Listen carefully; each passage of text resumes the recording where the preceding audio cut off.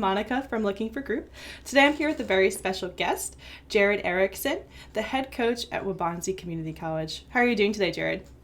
I'm doing well, and you got the pronunciation of the school perfect there, Monica. We appreciate Yes. that. As you know, I practiced it 4 or 5 times before going live, so here we are. But thanks so much for spending your time on doing this interview today. I hope to learn a little bit more about your program, and specifically from a 2-year perspective. I want to throw some questions at you from that end as well to get some info. But first and foremost, Jarod, can you tell me about how the program got started? Yeah, so our program has been here at the school now for about a year and a half. I was brought on in November of 2019, so almost a year ago to date. Um, and when I was brought on, it was still in the very preliminary stages. We didn't have any students on the rosters. We didn't know what games we were going to play. They were just looking for a coach, and they had a committee compiled of a bunch of different people from IT to marketing to the athletic director because I don't know if you're aware of the statistic around it, but as far as esports programs go, they're usually housed in the student life departments of Mm-hmm. their schools. About 70% of programs are. And ours is housed in the athletics department. So I knew they had something a little bit different here when I came to Waubonsee to coach because, they were very serious about it. And everybody on their higher up board to their committee members were all really supportive. So I came into an environment that wanted to build a program and has really set us up for success to do so. Yeah, it certainly sounds that way. It sounds like you had some input from many different crucial parts of building an esports program. And can you tell me a little bit about some of the things that you've incorporated? What kind of games are you playing? What kind of leagues is your team in? And what does the casual versus competitive side of your program look like? So when I came into the school, we originally had kind of a gaming club called the Delta Collective Gaming Club, and they really didn't have any competitive drive in that group. It was more so an excuse to get together with friends and play video games, which is how it all starts. But the idea of bringing in a coach for esports was they wanted to create a separate varsity program that was going to be more competitive. And we started out with League of Legends and Rocket League that spring that I was brought in. So in the fall of 2019, we did find a league to play in. We competed in GG leagues, if you're familiar, Mm-hmm. for League of Legends. And for Rocket League, we actually didn't have anything to compete in, but we did have a group of guys that were very gifted and started playing. Moving into this spring with the formation of the NJCAA, which is an extension of the NJCAA, the governing body for junior college athletics, they came out with a roster of games that they were going to allow people to opt in or out of playing in. So we are currently competing in Rocket League as well as Super Smash Brothers. We compete in League of Legends as well, but that's not a part of the NJCAA yet. So we're hoping they add that in. But we are having our sights set on participating in the spring tournament that Riot puts on, which was just confirmed a few weeks ago. So we're very excited to be preparing for that. I'm glad to see that that's back. It's very exciting. But when it comes to these competitive sides of the program, you said it started out with students who wanted to just get together and play games. Is there still an opportunity for that? At the moment, due to the state of the nation with the whole pandemic and COVID and everything, it's difficult to offer that type of thing. But in the future, as we continue to build out a very large space that was allocated to myself and the esports program in our athletic building, we do plan on having more of a social aspect to it where people can come in and just casually play and just, be with friends. But right now, it's a little difficult just because of how procedures are. Totally makes sense, but you really just hit on the question I wanted to ask next. I wanted to know a little bit about the facility, current and future plans, if you could. Tell me about what kinds of equipment you're bringing in there, the peripherals, any relevant partnerships you'd like to share.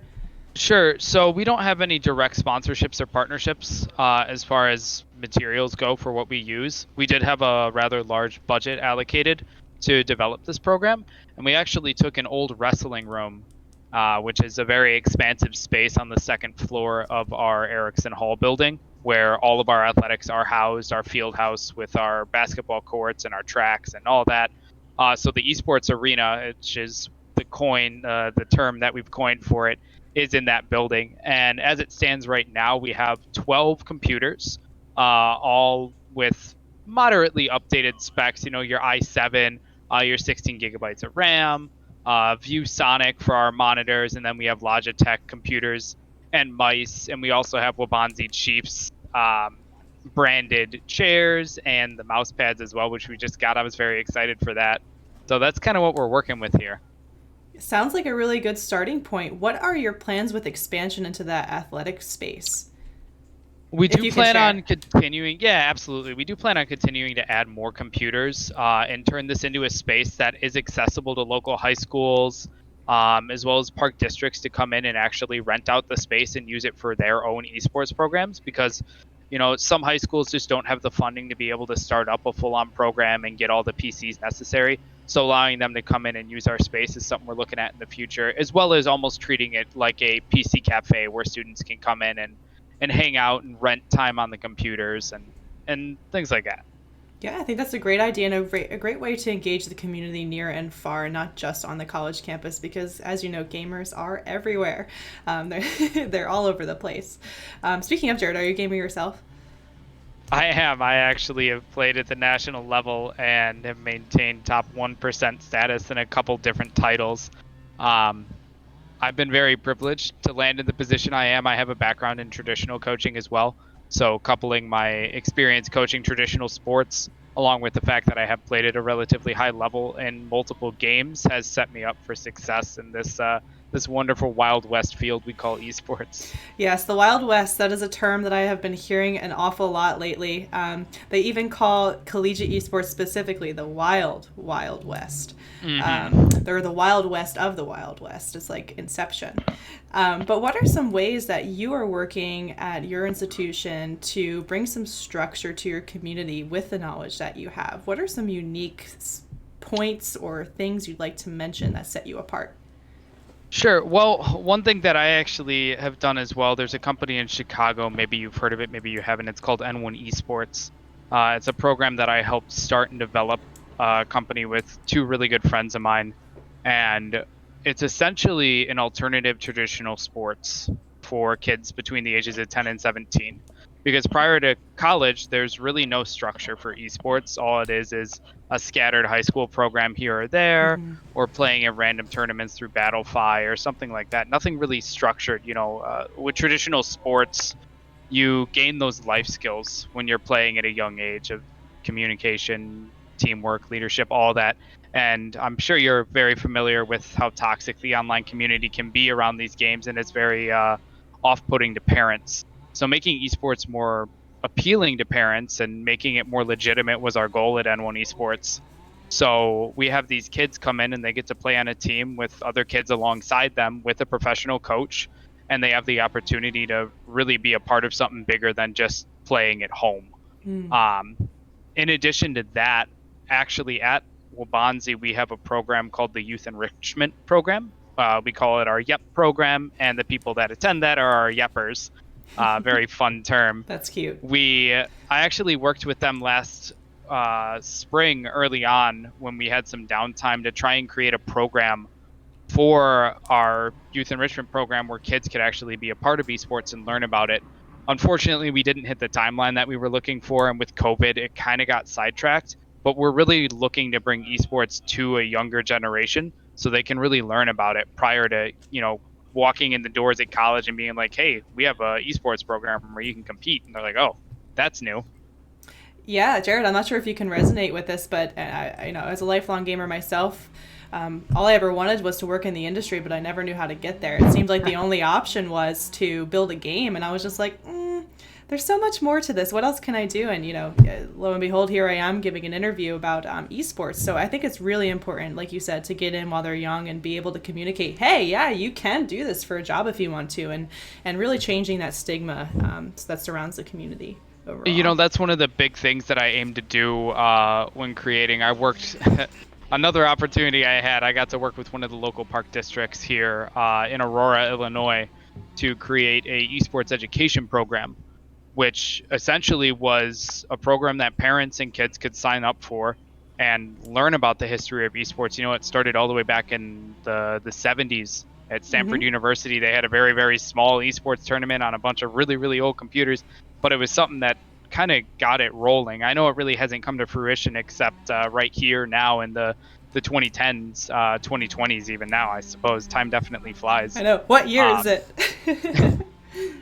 But being able to work in the industry, more and more opportunities are presenting themselves, and parents and kids alike being aware of those is going to help legitimize the industry and maybe lead it to a point where it's like, all right, that's a legit job. I didn't just get lucky falling into this. Yeah, yeah, absolutely. And it sounds like you're doing all the right things to get that message across. So, Jarod, thank you for the work that you're doing.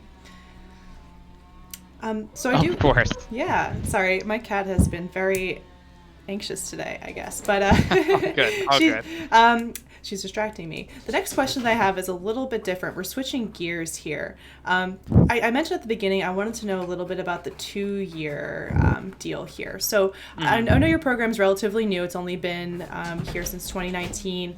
But the students who are going on to 4-year institutions after this, how are you handling that transition for them when it comes to the esports side of things? Well, my job as a coach, I believe it translates to any athletics. You want to set your athletes up, your students up for success. We do have a focus on education first here at Waubonsee.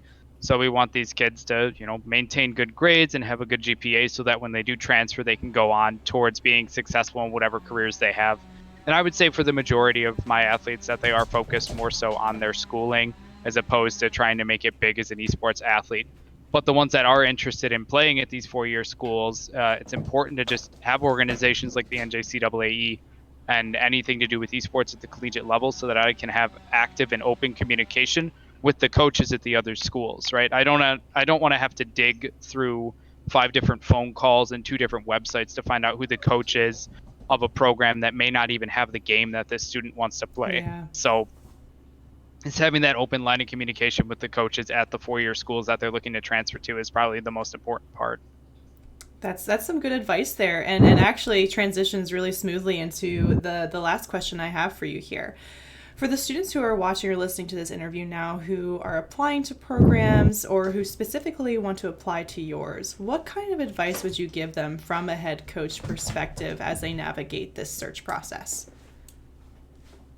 I would say because the field is so sporadic with the titles that are going to be offered, even if you think you're really, really good at one game, like for instance, let's say you're really, really good at Rocket League, but you enjoy playing Hearthstone or League of Legends. When you're applying to these schools, if you're interested in playing any of those titles, even if you just enjoy the game, because that's where improvement comes from. When you enjoy a game, you don't mind putting a lot of hours into it and getting better. Apply to all the games.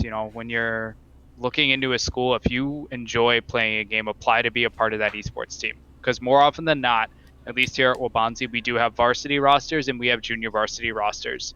And we try to make sure that all of our rosters, regardless of their ranks, that they're actively playing in some kind of league. Because these leagues don't have any rank limits, right? You don't have to be diamond or whatever the equivalent is in some other game of really, really high ranks. You just have to be on a team at the college, and that'll open up avenues for you to be able to compete and be a part of a team in person, which maybe really wasn't there when you were younger. So if you want to be a part of something bigger and you enjoy playing a game, definitely apply to be a part of that team wherever you're going to school.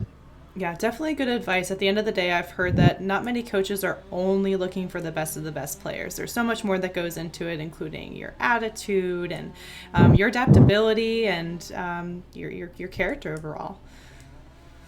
Absolutely. We're definitely looking for people with good attitudes and great character to be a part of our program here at Waubonsee. I don't want a really, really skilled player who doesn't want to be on a team. I'd rather have somebody that's coachable and teachable with a really great attitude over the next faker every day. That's a great attitude to have and the way to build really good connections. So, Jarod, as we sign off here, is there anything about Waubonsee's program that you'd like to mention that we didn't touch on here? I think we had a chance to touch on a lot of the things that we're trying to do here at Waubonsee. As far as last thoughts on it, this program is only growing. Maybe we don't offer the game that you want to play right now, but it could definitely be offered in the future. And if it's something that you're interested in competing in, you should definitely reach out to myself or any of the other administration that has to do with esports to find out if we could possibly add that, because we're always looking to integrate new games. And a lot of the games that we don't compete in, it's really only because I don't have any athletes that want to play that game at the school. So you could be the very first Madden athlete or the very first Hearthstone athlete or whatever game you want to play competitively. If it has an esports scene, bring it up and we'll see if we can get it going. Ask and ye shall receive. Right? Absolutely. All right, Jarod. Thank you so much for your time today. It was great getting to learn more about Waubonsee's program, and I'm even more proud that I have nailed the pronunciation by this point. It was a pleasure talking to you, Monica. Thank you. All right.